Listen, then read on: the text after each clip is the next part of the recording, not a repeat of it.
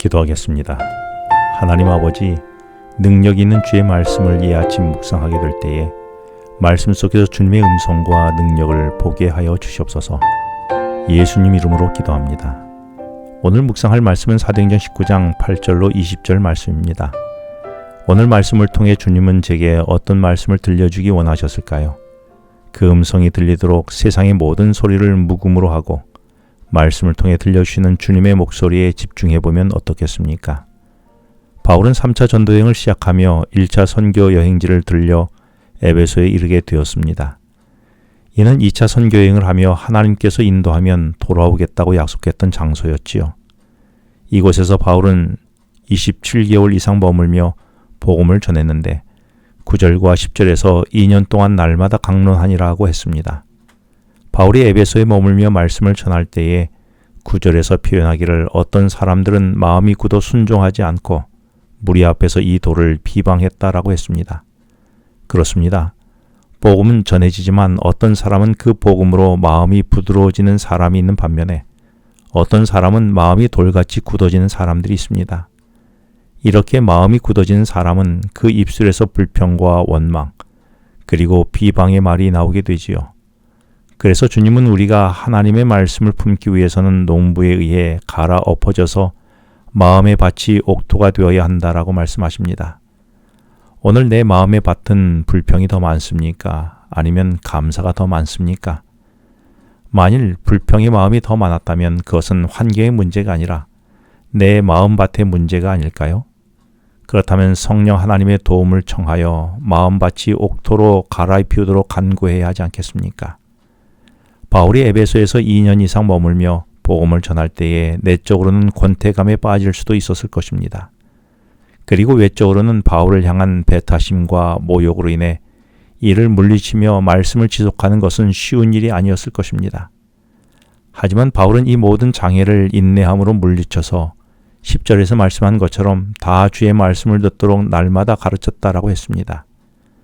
그 결과 바울의 복음은 에베소를 넘어 광활한 아시아 전역으로 퍼져나가 인종을 불문하고 유대인이나 헬라인들 모두 복음을 받아들여 수많은 그리스도인들이 생겨나게 되었다라고 기록하고 있습니다. 이처럼 열매를 얻으려면 수고와 인내가 필요한 법이지요. 그런데 역설적이게도 이런 복음의 전파는 바울이 회당에서 복음을 전할 때에 마음이 굳은 백성들이 비방함으로 그들을 떠나 회당 밖에 두란노 소원으로 옮겨 인내하며 지속적으로 복음을 전한 일로 생긴 일이었다라고 기록하고 있습니다. 바울이 전한 복음은 회당 안이나 회당 밖이나 예수님이 십자가에 인간의 죄값을 대신 치르시고 부활하신 구원자인 그리스도시라는 같은 복음이었습니다. 그러나 복음을 들으러 모인 회당 안에서는 비방하고 배척했지만 오히려 다른 목적으로 두란노 서원에 왔다가 바울의 복음을 들은 사람들은 회심하고 그리스도인이 되었던 것입니다. 하나님의 일은 우리가 계산이 안 되는 법이지요. 오늘 나의 영적 열매를 위해 어떤 꾸준한 수고를 하고 있습니까? 주변의 반대와 모욕이 있어도 나는 인내하며 지속적으로 어떤 주님의 일을 하고 있습니까? 하나님은 바울의 에베소 사역에 함께 하셔서 놀라운 일들을 이루셨습니다. 12절에 보면 바울의 몸에 지녔던 손수건이나 앞치마를 병든 사람에게 얹으면 병이 떠나고 악귀가 떠나게 하셨습니다. 이를 신기하게 생각한 마술사 중에 14절에 유대 제사장 스게와의 7 아들들이 바울을 흉내내며 악귀 들린 자에게 주 예수의 이름을 불러가며 악귀를 내쫓으려고 했습니다.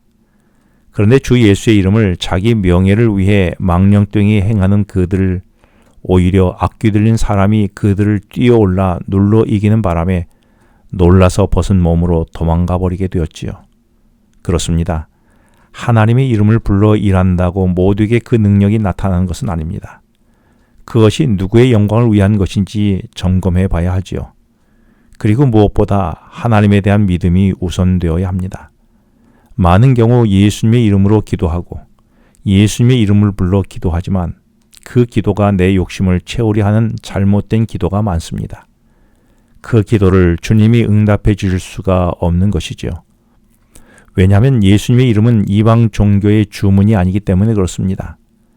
예수를 왕으로 인정하지 않는 자들에게 예수란 이름은 아무런 의미도 능력도 없는 것입니다. 대신 예수를 나의 왕으로 인정하는 자들과 그분의 말씀을 수용하고 순종하는 자들에게 주 예수의 이름의 능력이 나타나는 것이지요. 내 기도는 어떤 기도입니까? 내 봉사와 섬김은 무엇을 위한 것입니까? 나의 교회 출석과 봉사와 기도는 철저히 내 가치를 실현하려는 욕심을 위한 것이 아니라 하나님의 뜻을 이루고 하나님을 영화롭게 하고 높이는 일에 맞춰져 있습니까? 그래서 나는 예수님을 나의 왕으로 주인으로 인정하고 말씀에 순종합니까? 이에 에베소 사람들은 우상을 진정으로 버리고 주께로 돌아옵니다. 그 표로 돈벌이 되게 한 은 5만이나 되는 마술에 관한 책을 다 태워버렸습니다. 그리고 주님을 영접합니다. 그동안 나를 지배했던 은 5만은 무엇입니까? 나로 세상의 재물에 이익만 보게 했던 것은 무엇입니까? 오늘 그것을 태우는 헌신을 해보지 않겠습니까? 기도하겠습니다.